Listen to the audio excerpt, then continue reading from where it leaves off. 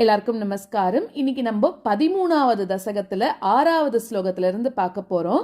5வது ஸ்லோகத்துல நம்ம என்ன பண்ணோம், ரெண்டு பேருக்கும் கதாயுதத்தினால சண்டை நடக்கிறது. பெருமாள் என்ன பண்றார், அந்த கதாயுதத்தை கீழே போட்டுட்டு தன்னோட சக்கராயுதத்தை எடுத்துட்டு சண்டைக்கு ஆரம்பிக்கிறார் அப்படிங்கிற வரைக்கும் 5வது ஸ்லோகம் வரைக்கும் பார்த்தோம்.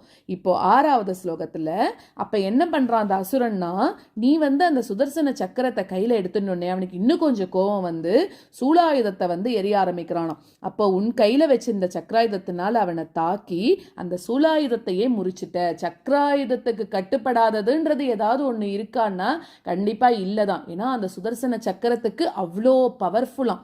அதனால அப்படி நீ அந்த சூலாயுதத்தோட சண்டை போட்ட சக்கராயுதத்தினால அப்படின்றார். அப்போ அந்த அசுரனும் என்ன பண்றான், ரொம்ப கோபத்தோட அவனோட கை முட்டியால உன்னை தாக்க ஆரம்பிச்சானாம்.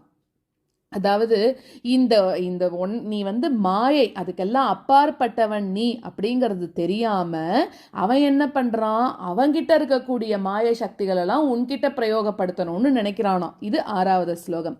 7வது ஸ்லோகத்துல அப்புறம் அந்த அசுரனோட அந்த மாயை கூட்டம் அவன் என்னெல்லாம் பண்ணணும்னு நினைச்சானோ அது எல்லாமே உன்னோட சக்கராயுதத்திலிருந்து வந்த அந்த தீனால அதிலிருந்து ஒரு சின்ன பொறிதான் வந்துதான். அதனால மொத்த மாயையும் அழிஞ்சு போச்சு அப்படின்னு சொல்றார். அப்போ அவன் என்ன பண்றான், பெரிய சினத்தினால அந்த அவனோட மனசுல இருக்கிற கண், அதாவது மனக்கண், அது குருடாகி என்ன பண்றதுன்னு தெரியாம இன்னும் கூட உன்னை தன்னோட கை முட்டிகளால இன்னும் பலமா தாக்க ஆரம்பிச்சானாம்.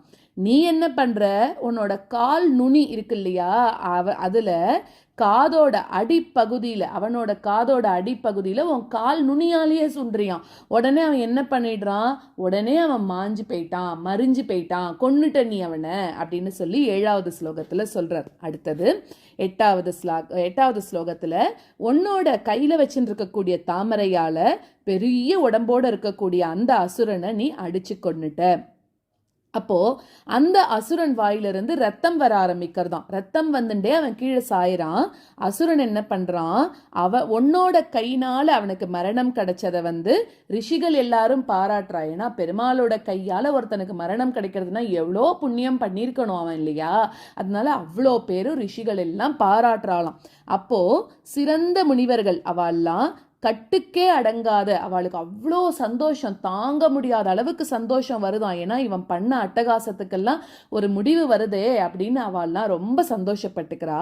எல்லா இடத்துலையும் ஸ்தோத்திரங்களால யஜ்ஞவராக மூர்த்தியா இருக்கக்கூடிய ஒன்னை துதிக்க ஆரம்பிச்சிச்சா அப்படிங்கிறது 8வது ஸ்லோகம். 9வது ஸ்லோகத்துல உன்னோட தோல்ல சந்தஸ் இருக்கு, ரோமங்கள்ல தர்பைகளோட கூட்டம் இருக்கு, உன்னோட கண்ணுல நெய் இருக்கு, கால்கள்ல 4 ரித்விக்குகளும் இருக்கா, உன்னோட திருமுகத்துல சிறுக் அப்படின்னு சொல்லக்கூடிய ஹோம பாத்திரமும், திருவயிற்றுல இடா அப்படின்னு சொல்லக்கூடிய ஒரு பாத்திரமும், நாக்குல அந்த சோமரசத்தை எடுத்து வைக்கக்கூடிய கிரகம் அப்படின்னு சொல்லக்கூடிய பாத்திரங்களும், காதுல சமசம் அப்படின்னு சொல்லக்கூடிய பாண்டங்களும் இருக்கும். உன்னோட வீரியம்தான் சோமரசமாக இருக்கு. உன்னோட திருக்கழுத்துல தான் உபசதங்கள் அப்படின்னு சொல்லக்கூடிய இஷ்டிகள்லாம் இருக்கு. ஸோ பெருமாளோட உடம்புலேருந்து தான் எல்லாமே வருது. இது மாதிரி இதுங்களும் பெருமாளோட உடம்புலேருந்து தான் இருக்கு அப்படின்னு சொல்லி 9வது ஸ்லோகத்துல சொல்றா. 10வது ஸ்லோகத்துல இந்த மாதிரி துதிக்கக்கூடிய முனிவர்களால நீ ரொம்பவும் மனம் மகிழ்ந்து போனியா. விஷ்ணு ஸ்தோத்திர பிரியன் இல்லையா, அதனால இந்த மாதிரி ஸ்தோத்திரம் பண்ண பண்ண அவர் ரொம்ப மனசு மகிழ்ந்து போவாராம். அப்ப நம்ம நாராயணியம் படிக்க படிக்க அந்த குருவாயூரப்பன் எவ்வளோ சந்தோஷப்படுவார் இல்லையா. அதனாலதான் எல்லாரும் கண்டிப்பா இந்த நாராயணியம்னு சொல்லக்கூடிய ஒரு மகா பெரிய கிரந்தத்தை கண்டிப்பா படிச்சே ஆகணும். டெய்லி படிச்சுட்டே இருக்கணும் இந்த நாராயணியத்தை. அப்போ பெருமாள் ரொம்ப சந்தோஷப்பட்டு பாராம். அப்போ பெரிய உடம்போடையும் மாசில்லாத புகழோடும் இருக்கக்கூடிய உன்னோட இருப்பிடமான வைகுண்டத்தை அடைந்து இந்த காரியம் நிறைவடைந்தோடனே நிலமகளை பத்திரமா மீட்டெடுத்தார். இப்ப பெருமாள் ஸ்ரீவைகுண்டத்துக்கு போய் அங்க போய் இன்னும் இன்பமாக இருந்தாராம். அப்படி இருக்கக்கூடிய நீதான் என்னோட நோய்கள் எல்லாத்தையும் போக்கணும் அப்படின்னு சொல்லி 13வது தசகத்தை பூர்த்தி பண்றார் பட்டத்ரி. மேற்கொண்டு நம்ம ஸ்லோகங்களை பார்க்கலாம். தத சூலம் கால பிரதிம ருஷி தைத்யே விஸ்ருஜதி த்வயி சிந்தத்யேனத் கரகலித சக்கராயுதம் चक्र प्रहरणात् समारुष्टो मुष्ट्या सकलु विदुतं स्वां समतनोत् गलन्माये मायाः त्वयि किल जगन् मोहनकरीः ततः शूलं काल प्रतिमऋषि दैत्ये विसृजति ततः शूलं काल प्रतिमऋषि दैत्ये विसृजति त्वयि चिन्धत्येन करकलितचक्रप्रहरणात् त्वयि चिन्धत्येन करकलितचक्रप्रहरणात् समारुष्टो मुष्ट्या सकलु विधुतं स्वां समतनोत् समारुष्टो मुष्ट्या सकलु विधुतं स्वां समतनोत् गलन्माये मायाः त्वयि किल जगन्मोहनकरीः गलन्माये मायाः त्वयि किल जगन्मोहनकरीः ततः शूलं काल प्रतिमऋषि दैत्ये विसृजति त्वयि चिन्धत्येन करकलितचक्रप्रहरणात् समारुष्टो मुष्ट्या सकलु विदुतं स्वां समतनोत् गलन्माये मायाः त्वयि किल जगन्मोहनकरीः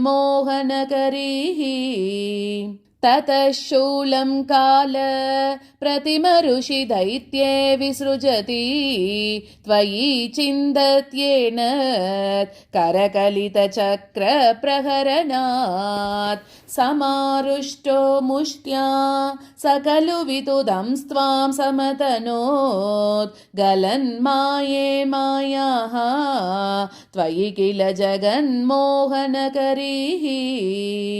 भवच्चक्रज्योतिष् कणलवनिपातेन विधुते ततो मायाचक्रे विततगण रोषान्ध मनसं गरिष्ठाभिर्मुष्टि प्रहृतिभिरभिघ्नन्तम् असुरं कराग्रेण स्वेन श्रवणपदमूले निरवधिः भवच्चक्रज्योतिष् कणलवनिपातेन विदुते भवच्चक्रज्योतिष् कणलवनिपातेन विदुते ततो मायाचक्रे विततगणरोषान्तमनसं ततो मायाचक्रे विततगणरोषान्तमनसं गरिष्ठाभिर्मुष्टि प्रहृतिभिरभिघ्नन्तमसुरं गरिष्ठाभिर्मुष्टि प्रहृतिभिरभिघ्नन्तमसुरं कराग्रेण स्वेन श्रवणपदमूले निरवधिः कराग्रेण स्वेन श्रवणपदमूले निरवधिः भवच्चक्रज्योतिष् कणलवनिपातेन विदुते ततो मायाचक्रे विततगणरोषान्तमनसं गरिष्ठाभिर्मुष्टि प्रहृतिभिरभिघ्नन्तमसुरं कराग्रेण स्वेन श्रवणपदमूले निरवधिः भवच्चक्रज्योतिष् कणलवनिपातेन विदुते ततो मायाचक्रे विततगणरोषान्तमनसं गरिष्ठाभिर्मुष्टि प्रहृतिभिरभिघ्नन्तमसुरं कराग्रेण स्वेन श्रवणपदमूले निरवधिः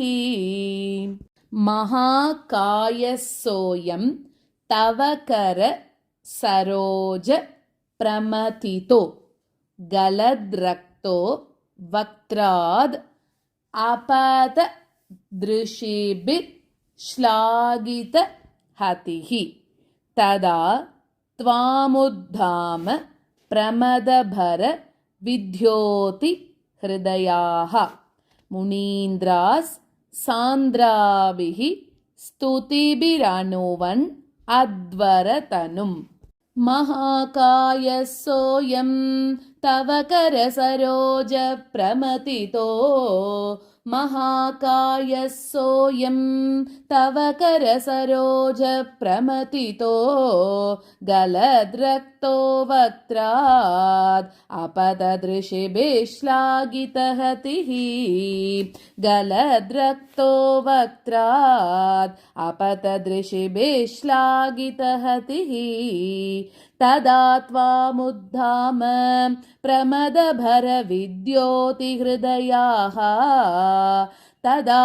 त्वामुद्धाम प्रमदभरविद्योतिहृदयाः मुनीन्द्रासान्द्राभिः स्तुतिभिरनुवन्नध्वरतनुम् मुनीन्द्रासान्द्राभिः स्तुतिभिरनुवन्नध्वरतनुम् महाकाय सोऽयं तव करसरोज प्रमथितो गलद्रक्तो वक्त्रात् अपतदृशिभिश्लाघितहतिः तदा त्वामुद्धाम प्रमदभरविद्योतिहृदयाः मुनीन्द्रासान्द्राभिः स्तुतिभिरनुवन्नध्वरतनुम् महाकाय सोऽयं तव करसरोज प्रमथितो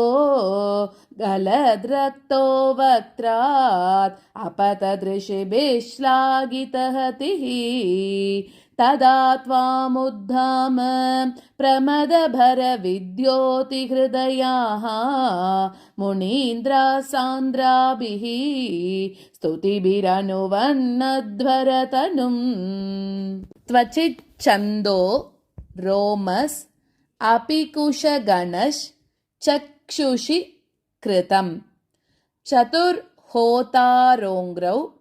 सृगभिवदने चोदर इडा ग्रहा जिह्वायां ते परपुरुष कर्णे च चमसः विभो सोमो वीर्यं वरदगलदे शेप्युपसदः त्वचिच्छन्दो रोमसपि कुशगणश्चक्षुषि कृतं त्वचिच्छन्दो रोमसपि कुशगणश्चक्षुषि कृतं चतुर्होतारोङ्ग्रौ सृगभिवदने चोदरयिडा चतुर्होतारोङ्ग्रौ सृगभिवदने चोदरयिडा ग्रहा जिह्वायां ते परपुरुषकर्णे च चमसः ग्रहा जिह्वायां ते परपुरुषकर्णे च चमसः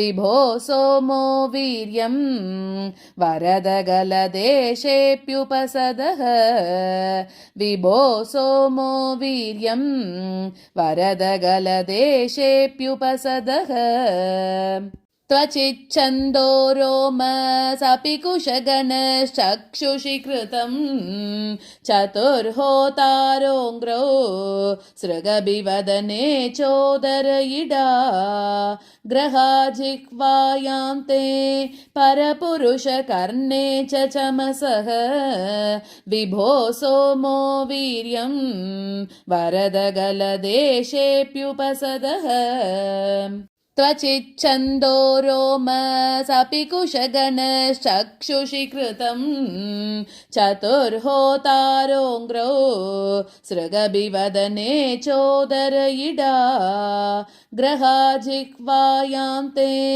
परपुरुषकर्णे च चमसः विभो सोमो वीर्यं वरदगलदेशेऽप्युपसदः मुनीन्द्रैर् इत्यादि स्तवनमुखरैर्मोदितमनाः महीयस्या मूर्त्या विमलतर कीर्त्या च विलसन् स्वदिष्ण्यं सम्प्राप्तः सुखरसविहारी मधुरिपो निरुन्ध्या रोगं मे सकलमपि वातालयपते। मुनीन्द्रैरित्यादि स्तवनमुखरैर्मोदितमनाः मुनीन्द्रैरित्यादि स्तवनमुखरैर्मोदितमनाः महीयस्या मूर्त्या विमलतरकीर्त्या च विलसन् महीयस्या मूर्त्या विमलतरकीर्त्या च विलसन् स्वदेष्ण्यं सम्प्राप्तः सुखरसविहारी मधुरिपो स्वदेष्ण्यं सम्प्राप्तः सुखरसविहारी मधुरिपो निरुन्ध्यारोगं मे सकलमपि वातालयपते निरुन्ध्यारोगं मे सकलमपि वातालयपते। मुनीन्द्रैरित्यादि स्तवनमुखरैर्मोदितमनाः महीयस्या मूर्त्या विमलतरकीर्त्या च विलसन् स्वधिष्ण्यं सम्प्राप्तः सुकरसविहारी मधुरिपो निरुन्ध्यारोगं मे सकलमपि वातालयपते। मुनीन्द्रैरित्यादि स्तवनमुखरैर्मोदितमनाः महीयस्या मूर्त्या विमलतरकीर्त्या च विलसन् स्वधिष्ण्यं सम्प्राप्तः सुकरसविहारी मधुरिपो निरुन्ध्यारोगं मे सकलमपि वातालयपते। नारायण अखिलगुरो भगवन्नमस्ते। सर्वत्र गोविन्दनाम संकीर्तनं गोविन्द गोविन्द।